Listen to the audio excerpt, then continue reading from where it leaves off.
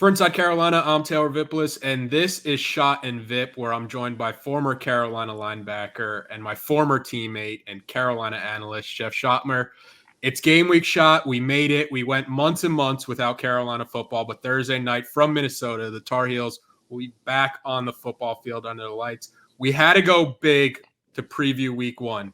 So we got the big dog. We got former Carolina quarterback Bryn Renner. He'll be doing things in the booth this season for the Tar Heels. Bryn, first of all, love to see you. Second, how did that opportunity kind of come about? First of all, thanks for having me, guys. Let's give it up. Hey, Bryn Renner, hey, give me a hug through the screen, bro. My guy. Both you guys, man. I love you guys. Appreciate the invite on the pod. And yeah, really, I'm excited for this season.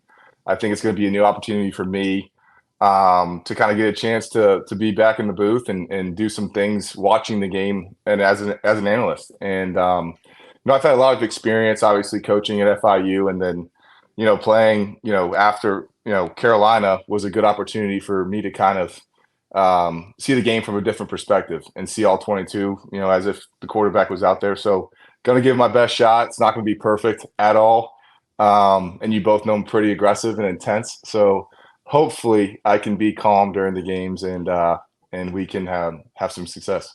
Brent, I got a question for you. If Tom Brady never accepted this, this giant contract with Fox, let's just say, did he have any inspiration for you wanting to call games? He saw the money signs when Brady signed. Is that I mean, to all the listeners out there, if there's one guy on this earth that Bryn Renner loves more than me, it's Tom Brady. So I mean, look at him. He looks like a mini Tom Brady right now. All right. That is such a fair question. And yeah, I think it was a little bit of a mix of everything, right? Like I missed the game. I was, out of it. And, I was out of it for 3 years and I was going crazy. And I was like, I got to dip my toe back in the water. And I was helping out, local high schools where I was living. And then, kind of just didn't have, a niche, and an opportunity came up. But yeah, I think a lot of things, I watched Dan Orlovsky a lot. I think Brady's going to be really good. And you see like the Manning cast and just being around Peyton for a little bit when I was in Denver. There was a lot of different things that I was interested in. And honestly, Jeff and Vip, you both know this. I like to debate. I love to talk about football and see it from different angles. Like, Jeff, me and you just went on a golf trip, and it was late at night, and we're talking ball. And I feel like that's the biggest thing. That's what guys do. That's what guys do. Guys in the locker room just talking ball. Ball. I watch the Dan Levitard show every day, and I see Vip, and I'm like, dude, I just talking ball. And you guys know I enjoy that. And so it was definitely, I wouldn't say, Tom Brady doing it was a big thing as well. You mentioned golf, and you actually went golfing this offseason with Chip Lindsey, Carolina's offensive coordinator. What did you learn about Carolina's offense in terms of this upcoming season? Yeah, it was a great opportunity. Chip and I had an opportunity to go to Muirfield Village in Ohio and where they play the Memorial Tournament, and it was such a blast. And really got to know Chip on a different level. And once, first of all, he's a great guy. Comes from a great background. His dad was a coach. He was, a high school coach, and really kind of has made his own success, which is great in its own right. And I really learned about him as a person more than the scheme that, we're going to run this year. And I think, just how he calls plays and the way he goes about it. I think he does a great job of adjusting to whatever offense that he has. Obviously, it's going to be a different year this year without Drake. And he knows that. And I think he's self-aware enough to do the self-scout and kind of see where they stand. But him as a person, he's a really good communicator. We had a blast. Actually, really, really good golfer too, so that helped. Can we get some scores? We were teammates both days, and we didn't lose, boys. And it was just like, quarterback OC, and there was some maybe, shoulder bumps, like high fives before the season started. So, and it was great. And so, yeah, he can really strike the ball, very good golfer. And schematically, to answer your question, Vip, I think, he's gonna make some changes that's going to be different than, maybe throwing it 40 times, maybe, kind of adjusting to what Carolina does well now. Obviously, there's some moving parts that have just come to the offense. And I think that's what good offense coordinators do. And, Jeff, that's tough to prepare for, is when you week in and week out, other guys can get the ball, and it's really kind of a different offense every week. Speaking of the golf trips, Shot, you had mentioned going on a golf trip with Bryn and what that kind of entails. But for the listener, put us there. What are those trips like? I mean, I wish everyone could experience a golf trip with Bryn. It is, it's football on the golf course, just in terms of the amount of like, let's goes and daps and hugs and high fives and trash talk. And so Bryn and I and my older brother, Drew Davis, Butch Davis, his son, and Nick Weiler. Shout out Nick, Tomahawk Chop. Shout out Nick. What a crew. Great crew. We went to we played in Fayetteville, Arkansas. We played at the Blessings course. I think it's Arkansas's, home course. And first of all, beautiful track. Give them a shout out. Perfectly manicured, some elevation in Arkansas. You don't think of Arkansas as a beautiful state, but the golf course is beautiful. Anyway, without going on a huge tangent, the first round, we played 36 Friday, 36 Saturday, and 18 Sunday. So that's a lot of golf in 3 days. The first 2 rounds, Bryn and I were not teammates. I don't even remember what happened in those 2 rounds, but we get back to the Airbnb on Friday night. Maybe some alcoholic beverages were had that day, and it's just a bunch of guys in the living room. We have dinner. We're just, throwing jabs at each other. And it ends up being that those 3 want to challenge Bryn and I on Saturday morning, the first match of Saturday, in a match play game. So out of the 5, Bryn and I were handicaps 3 and 4. And we were paired up against, so it was 2-on-3. And they were talking so much crap that they were going to beat us. And Bryn and I, we took them to the woodshed. Yes. And it was just the most mentally tough round of I would have a couple good holes. Bryn would have a couple good holes. We were ham and egging. And, we ended up beating them 2-on-3 with a huge putt on 18 by Bryn. And I want to say Bryn's game is he's a great player. He's one of the best ball strikers I've ever seen. His club speed is up there with Bryson DeChambeau. He can hit the ball a mile. It doesn't always go straight, but you'll find it. And no, it was a hell of a time. But I would say if there's anyone out there, any duo that wants to challenge Bryn and I to a match play game, good luck. We'll welcome anybody. I don't care if it's Scotty Scheffler and Xander Schauffele. Like, we'll play them. We might have to do like an Inside Carolina auction. Like that's the prize of the auction. A 2-on-2 match play against Bryn and Schott. On a Friday afternoon before home game, I'm all in because I promise you, I don't care what your handicap is. If I got Bryn on my team, the camaraderie we have is just unmatched, and we feed off each other. And good luck to the opponent. The biggest thing with that from my takeaway is there's some people that you have to be careful talking trash to because they could feed off it. And I feel like you two are a great example of that, where it's like you just kind of have to go out there and just play your game. There's no mind games when you're playing you guys. But Bryn, starting with you, what do you remember most about the transition going from training camp to week 1 and the preparation that comes with a game week? Yeah, I think it was an exciting time, right? Like, school just started. I remember, just walking back from practice and being like, thank God training camp's over. And, it's kind of a long season. You both know you start in January and you go in the spring ball and you're playing against cover 4, cover 2 from your own opponent or your own team. And that gets, every day it's just you're seeing the same looks and the same blitzes, and everyone's really just trying to practice, right? And then you go to training camp and you really have another 15 days to 20 days where you do it again. So imagine just having those 15 practices in spring ball, another 15 to do it again. You're tired. You're like, oh my gosh, can I see an opponent? So I looked forward to the scout team periods that were pretty much, maybe a 16-play set early, late in training camp, and where you got to go against the coverages you were going to see, which was really exciting. And, classes just started, so your schedule changed. I knew that was an exciting time for us. Like, it was more of like the calm before the storm, because everything you prepared for was coming right now. And we all still get butterflies. I don't care how old you are about football starting, right? And so as, a guy that, I remember when I was first starting, I was probably the most nervous I've ever been in my life because, I was replacing TJ, and it was just a big opportunity for me that I looked forward to. So I think we all can relate to the kids and how they feel right now. But some things that are specific is just getting prepared to know something was coming that we didn't prepare for, right? So like we've all heard coaches say, there's a blitz that's going to come that we didn't prepare for, that they've been working on in spring ball and training camp. And so those things were honestly kind of nervous. Like I would get nervous on third down and be like, man, we could have this great play called and I could get cover zero, and we didn't see cover zero on the thing, and I'm just gonna get smoked. So like I remember breaking the huddle every single time, like third down, and just having my antennas up to make sure I knew where all 22 were, especially where the nickel's coming, where the mic is, and just you're gonna have to go through some growing pains in the first 2 quarters. It's just gonna happen. So I'm looking forward to seeing how this team's gonna be. Schott, what do you remember most about the transition from training camp to week 1? I mean, it's like what Bryn said, man. You work 365 days for 12 opportunities.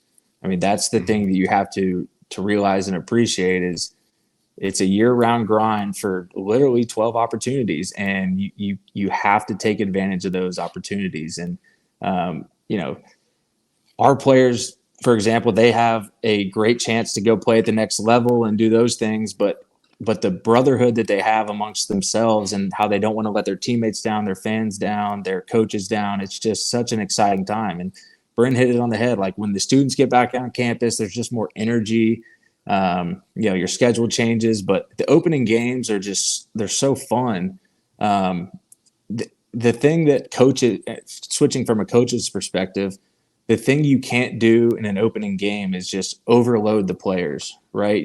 There's only so much you can put in, just because there's the unknown of what the other team's going to do.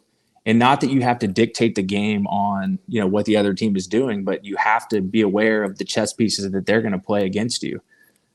So I think our coaches have obviously, if you're looking at it defensively, it's the same offensive coordinator that's been there, so that they have a good idea of what Minnesota is going to run. Obviously, there's going to throw some wrinkles in there. Obviously, there's a new defensive coordinator on Minnesota's side, so the offensive staff is, looking at the prior stuff. But it's just a fun time, and those first game jitters, especially when you're playing a Power 5 opponent or Power 4 opponent that like Minnesota. Some of those opening games when it's Elon or it's James Madison back in the day, who isn't as good as they are now, or one of those FCS schools, it's a way different feeling because it's such a big opportunity for you to showcase the hard work that you put in the last eight months. So what I'm looking forward to is just physicality and play speed and playing a lot of guys and just the joy of playing football again, because you can you can't replicate that in practice. So, to start a game on the road, it's going to be beautiful weather. I'm completely jealous that I don't get to strap it up. You mentioned season openers and you mentioned James Madison. We have to talk about it. Bryn's first start to open the season, 22 of 23, 277 yards. 2 touchdowns, and then I have this stat from the game notes. Bryn hit on his last 14 passes to tie his school record for most consecutive completions in a game, ended with a 21-yard touchdown toss to Jones midway through the 4th. Renner also set the ACC record for highest single-game completion percentage, 95.7, with at least 20 attempts, and finished just shy of the NCAA mark, 95.8, set by Tennessee's T. Martin against South Carolina in 1998. Bryn, what do you remember most from that day and just from your season openers across your time at Carolina? Yeah, I think one, I was, like I said, I was very nervous, right? There's nervous energy starting for the first time, not really knowing if you could play college football. I mean, that's a real thing. It's like, oh, what if I stink? And I didn't really have that type of mentality. It was almost more of like, I can't wait to go prove. And for me, I love, having a chip on my shoulder and something to prove. And honestly, John Schoett got me ready to play. I remember we were going through the JMU scrape blitz over and over and over from different looks, different formations to make sure I was ready for it. And they didn't bring it one time. But that goes back to the preparation, right? We were ready for everything. So I think it was a special day for me. And I think, honestly, these guys right here, all NFL players for 10 plus years. So it was very easy for me. And it was be the point guard. Don't be something that you're not. And we had a really good first drive and, hit Dwight on a touchdown, and that gave us some momentum. And I think, honestly, my teammates were really nervous about how I was going to play. They were all proven guys. Cam Holland was a stud at center. James was starting for the first time, so I know we had conversations about that. Coop was a second-year starter. Travis Bond was a second-year starter, and Brennan Williams was my right tackle, and all 5 of those guys played in the NFL. I had Giovanni Bernard and Eric Highsmith, who both played in the NFL, and so honestly, my job was easy. I mean, I threw a screen pass to Devin Ramsey, and he'd get like 16 yards. And I'm like, wow, this is all I got to do? I'm like, this is great. I got really good teammates. And that's part of being a quarterback. And honestly, to kind of piggyback, I think that's what Max needs to do this year, or Connor, or whoever the quarterback is. Hey, man, just do your role and kind of get out of the way and let the game come to you, especially early, right? Like, I think the quarterbacks now try to make plays, in the first quarter. Well, let's just see how the game's going to go. Maybe you got to punt a couple times and get a feel. So not having pre-existing expectations of how you're going to play is probably the best advice I can give anybody. Hey, just go play the game. Don't think you're going to go score 40 in basketball when they're playing boxing one. It's not your night, brother. Like, pass the ball and let's get everybody involved and let's go see what you need to go score. So. One of the best parts about a new season is the expectations, where everybody is kind of going into the season. Every team across the country is going in thinking that they can contend, they can be one of the best teams in the country. Schott, what are your memories from some of the opening games that you played in? All my opening games were different. The redshirt freshman year, we're playing Elon in the opener, and I'm running down on kickoff 19 times because we score so many points. And I get in the game late on defense because we're up 63-0 or whatever, and completely blow an assignment. Should have had a pick in the flat, and I get chewed out on the sideline. But those are all growing pains that helped me evolve as a player. And then the next year, South Carolina, Bryn's senior year, we're going to get up against Connor Shaw, Jadeveon Clowney, Marcus Lattimore, Mike Davis, like really good players, really good teams. And, it's my first start. And I remember I was nervous, but I was confident because I had good players around me. And I remember the first play of my defensive career as a starting linebacker, I get trucked in the hole by Mike Davis. And at that point, it's a fight or flight mode. It's like, it's either, am I going to back down, or am I going to, get back up and go try to make something happen? And, obviously that game was, the rain delay. Bryn, remember that? We go in the locker room. It was a weird game. And then we go to 7 degrees. And then we go to Liberty the next year, or we're playing at home versus Liberty. And it's another, now I'm more seasoned. I have a year of starting experience, and I'm more of a vocal leader on the defensive side. And, I got to, get my guys lined up, and I take more of a role, a leadership role that year, and that game was different. And then I go to my senior year, and now we're playing South Carolina. You scored a TD against Liberty. I did have a TD. I mean, big time, Tutty. I would have led with that. Yeah, I would have led with that too, bro. No, I don't. I mean, it was a good play. It was a decent play.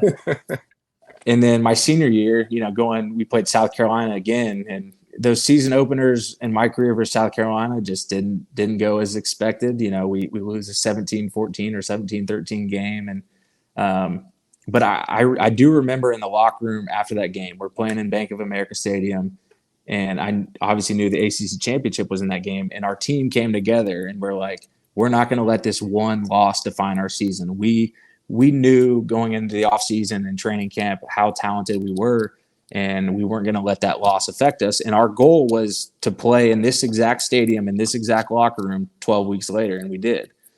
So that was a cool experience for me, like a full circle moment. We lose the opener, and then we make it back and play Clemson in the ACC championship. But those are kind of my memories of the opening games. But the biggest thing is that there's just so much excitement involved. And as a player, you have to channel your energy because you have your family coming from all across the country to come see you play. You got your friends at other colleges that want to come see you play.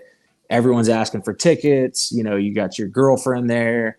And it's just like, as a player, you have to lock into what's really important. You can deal with all that stuff earlier in the week, but once the 48-hour rule hits, which is, it's everything is football. You put school on the back burner at that point. It's literally like, I got to do whatever I can to lock in and focus on this game. And, after the first snap, after you get your first hit, you run down on kickoff or you take on a pulling guard in the hole on the first running play, you just revert back to the football you've always been playing, from peewee to middle school to high school to up until that point. And it's just football, and you're prepared. You've been preparing for this opponent for, 10 to 14 days at this point. And now the biggest thing you have to do is make adjustments in game, because speaking as a defensive player, the offense is going to show you looks that you've seen on tape all offseason, but they're also going to throw new wrinkles in because they have coaches too, and they've been game planning against us. So the biggest thing that I want to see out of our team, offense, defensively, and special teams, is make adjustments on the fly, be able to communicate that to your coaches on the sideline, and be able to ID what they're trying to do, where they're trying to attack, and then go from there. So I think, it's going to be a fun chess match. The first game always is. And yeah. Quick break so I can remind everybody about our friends over at Johnny T-Shirt. If you're going to be in Chapel Hill, you could visit them on Franklin Street. And if not, no worries. You could visit them online at johnnytshirt.com. It's game week. Treat yourself to some Carolina apparel. They have everything that the Carolina football fan could possibly want. The T-shirts, the hats, the jerseys, anything you need for game day. Johnny T-Shirt's going to have it. It's great people and great customer service, locally owned and alumni operated. Johnny T-Shirt. And don't forget, Inside Carolina premium subscribers save 10% off their orders. I want to focus more on Minnesota now and some Minnesota-specific questions. Bryn, you and Schott both spent time on coaching staffs. Minnesota has a new defensive coordinator for this season, Corey Hetherman, who comes over from a position coach position at Rutgers. What is the preparation like for the coaching staff when in a week one game, you don't really have too much to go off of besides looking at like his previous stops and what he had done in his past? Yeah, I think, the biggest thing is probably starts in March. Once he gets hired, I think you pretty much scour the internet and every type of film that you can get your hands on of where was he previously. And what coaches did he work under? Obviously, like Jeff knows, you learn things from the coaches that you're around and adopt your own scheme. And I think what we did, and I'll just kind of give you guys a brief background, which I think helped a lot, is we first started with their personnel that's returning. So Minnesota's defensive guys, who's coming back, who was a big-time player, who's the All-Americans, who are the projected starters, because you can watch the media and say, oh, this corner, is a redshirt freshman, is going to be a first-year starting. Like, they tell you kind of everything. And so the more knowledge you can have of their current roster and kind of patch that together, of the stuff that he did at Rutgers, whoever the defensive coordinator was, it's probably going to be Schiano's scheme if he's, the guy there. And we played against Schiano when he was at Rutgers. So he's going to probably have a little bit of that, hey, we're going to play a lot of man-to-man. We're going to blitz on third down because they're a huge blitz package on third down. So there's different things that you can pick up as far as, what is his identity as a coach. And I think that's big, right? And so, the biggest thing is once you start breaking down the film is really who are they on base, down, and distance? First and 10, second and 10, second and 6, like base, down and distance against the personnel. So say we're in 11 personnel. Do they go nickel? How do they treat the tight end? They treat him as a hybrid, so they bring the nickel in, or they say, we're going to leave the will in. And so there's different things they can do on base, down, and distance that are tells. Along with that, you'll look at third down. Who are they on third down? How do they match up? Do the corners travel? Just different little things like that. Just as far as, when his time as a defense coordinator, but also a position coach, And then you do that, red zone and try to get a feel for who that coach is. And I think the biggest thing is we used to look at like key down and distance, right? Like there's going to come a point in time where it's going to be a 3rd and 6, and we might be down or up points in the game, maybe 7, maybe 3. Maybe it's like, hey, we got to close out the game. What is their identity when that happens?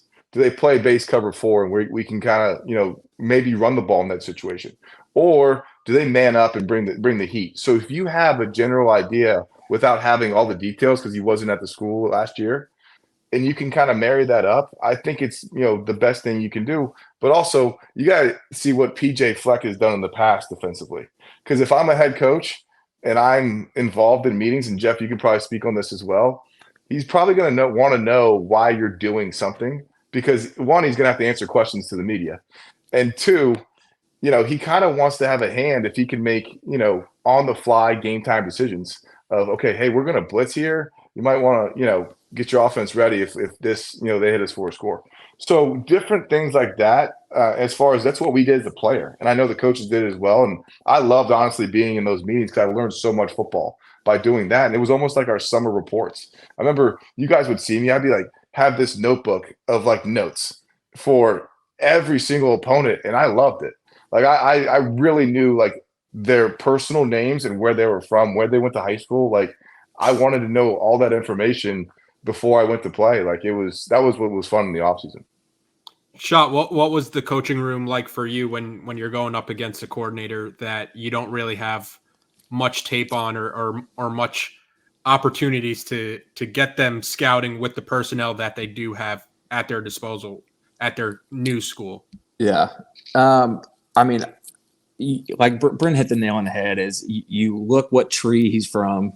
And like you said, each coach is going to, put their little nuances into what they want to do. And you don't know that until the ball snaps. So I think what I alluded to earlier was on the fly adjustments. The first 15 plays are going to, speaking from the defense, it's going to tell a lot of what they're going to do the rest of the game. So, maybe they run a play early and they're setting up a play later in the game. So you got to be able to ID the formations and, the personnels and get a feel for what they're trying to do. To speak on Minnesota specifically as a defensive coach, it's the same offensive coordinator, the same head coach, and PJ is an offensive-minded coach. So what I would study if I was Jeff Collins and the defensive staff is I would find the games last year where Minnesota had their best offensive performances. And, the bowl game comes to mind. They had a bowl win. I would look to see what they did there because the bowl games are usually like prep for next year. They're going to run a majority of the stuff that they do in that game that they're going to run next year. And I would, maybe week 6, they played Northwestern and they scored 38 points, whatever it was. I would highlight, 4 or 5 of those games and see where they perform the best. And I would get a feel for, okay, that's probably what they're going to try to do. And then also you throw in the 2023 game versus UNC and see what they try to do against us. And, speaking to that game, they ran the ball pretty well against us. I think they averaged like 5 yards a carry. They couldn't do a lick in the throw game. So, like I said, speaking defensively, if I were Minnesota, I would try to play big boy football like they're kind of known for and run the ball against us. Because, I personally think, coming into the season, we have a first year starter at linebacker who's got a broken hand, and our defensive line is quote unquote underperformed. So if I were them, I would, try to harp on the success they had against us last year in running the football. And, they have a new quarterback, so only they know how confident they are in him. But the first quarter, the first 15 plays, that'll tell a lot of, what they're going to do the rest of the game. And like I said, the first game is always a chess match. And the coach, in my opinion, the coaches in a first game can have more of an impact because, they have to make adjustments on the fly. They have to maybe, play a different coverage than they were planning on playing the whole game because the offense is doing something different. So it'll be interesting to see. I think Jeff Collins is a is a seasoned vet. He's been around the block. He's been a high profile DC, and he's had, he was obviously a head coach. So he's got the understanding of the first game jitters with players and, how they kind of operate. So it should be a fun one.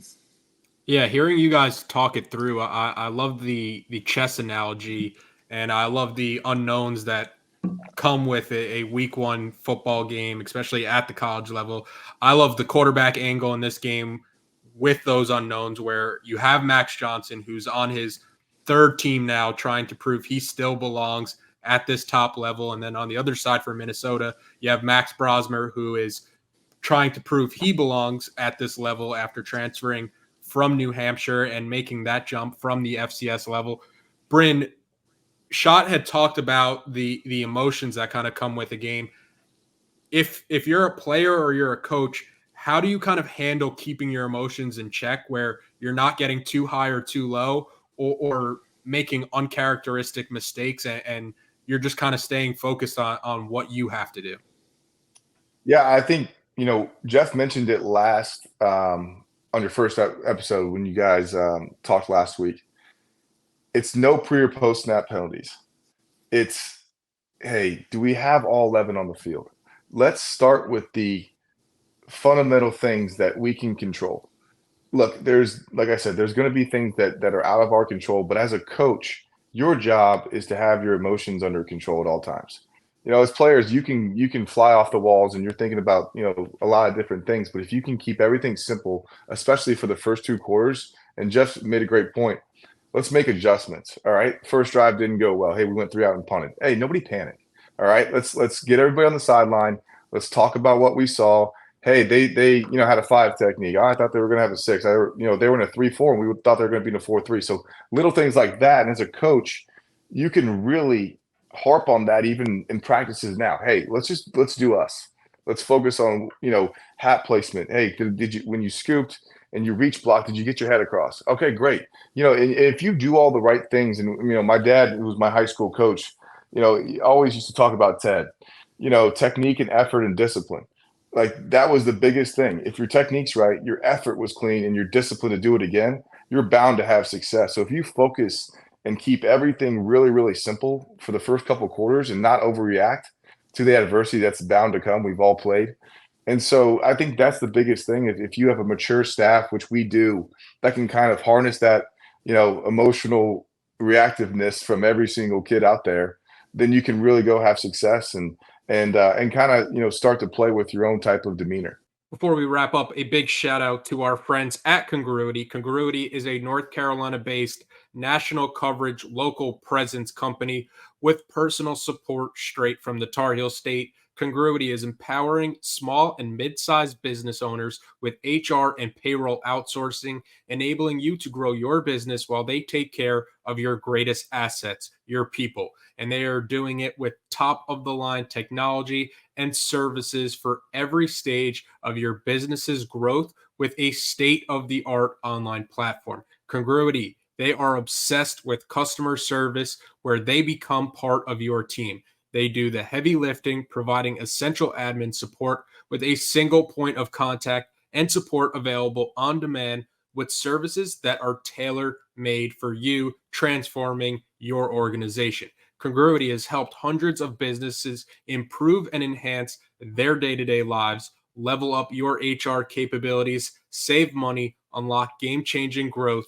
Visit congruityhr.com/Tar Heels to learn all about Congruity. Fill out a quick form to be connected to their consultants, and they'll give Inside Carolina listeners or viewers a payroll and HR assessment for free.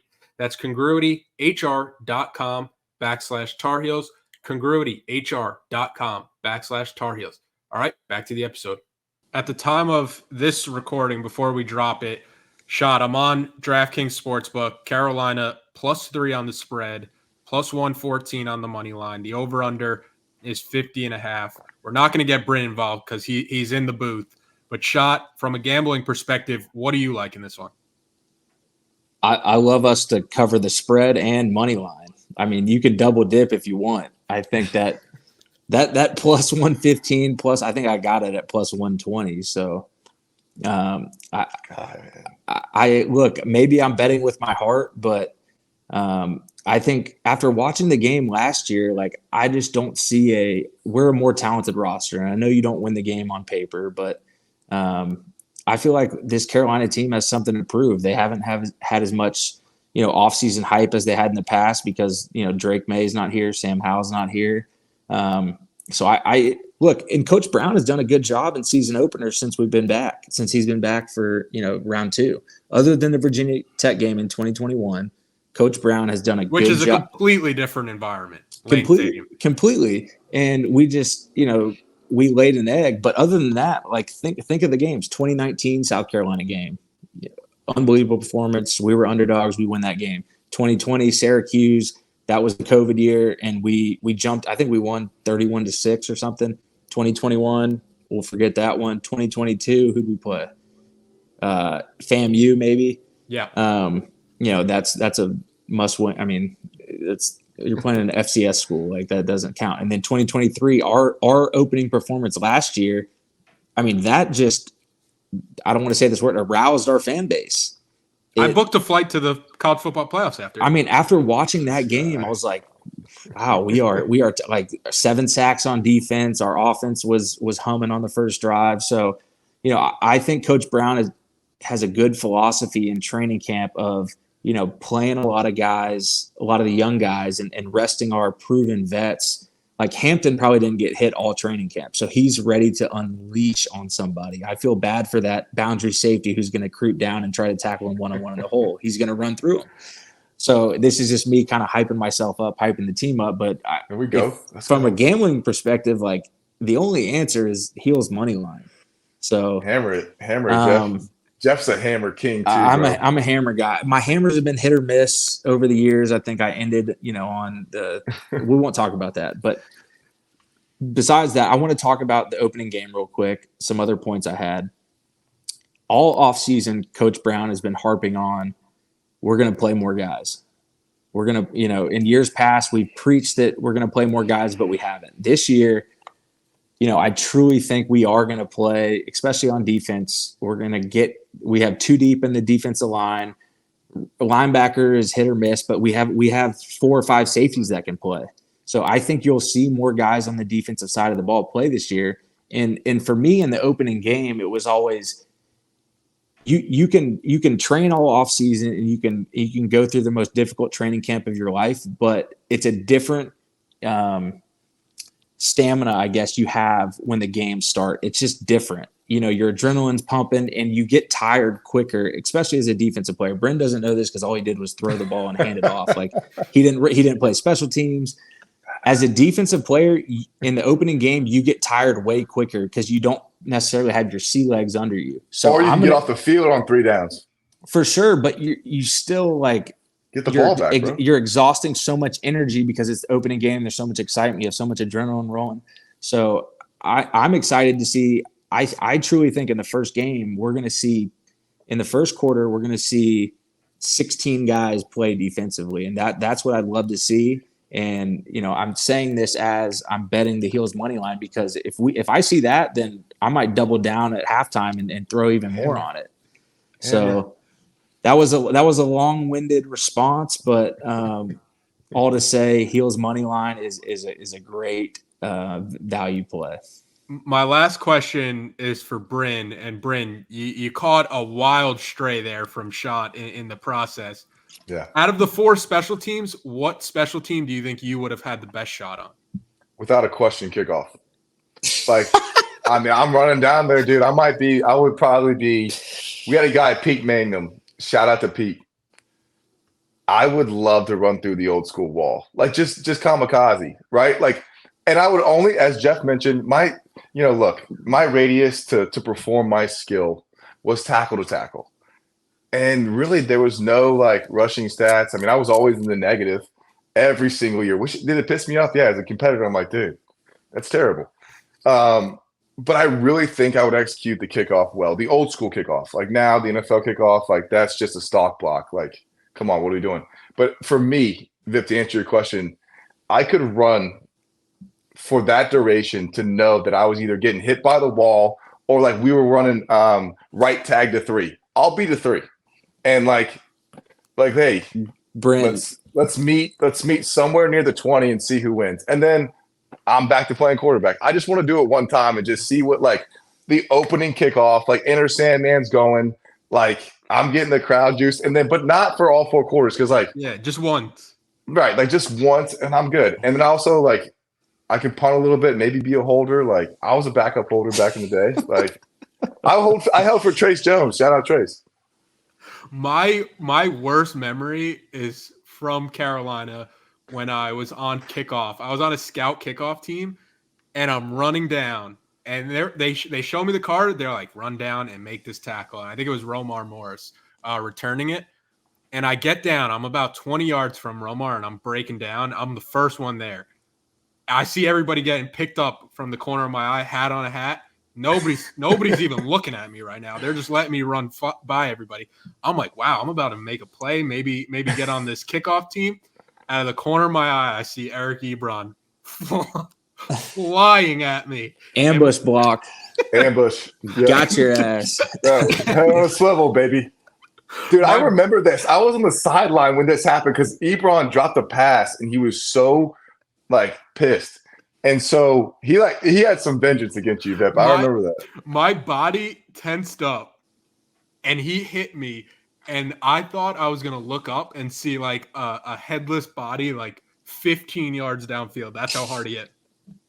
You know, I think we had to pick up pieces of your body on the field. I think Dr. Sioka was out there, Doug. I got carried off like the Exorcist. I will give a shout out. Matt Merletti was the best PP and special teams guy probably in the program. Oh, man. Great episode. Great trip down memory lane. A lot of information. Appreciate both of your times. Safe travels to anybody going to Minnesota, the Carolina fans making the trip. Appreciate everybody that's watching or listening to this podcast. And the next time we're back, we'll have a game to break down. I can't wait. Hey, I got one more shout out before we close it out. Shout out to my boy Brian Golson. We texted a little bit this week. Everyone knows Brian Golson. He's a big deal. He lives in Texas. You know, we need more Texas Tar Heels, and just had to give my guy a shout out. So he's just as excited as I am for the season. Yeah, that's all I got. If you're listening to this, Brian, shout out to you.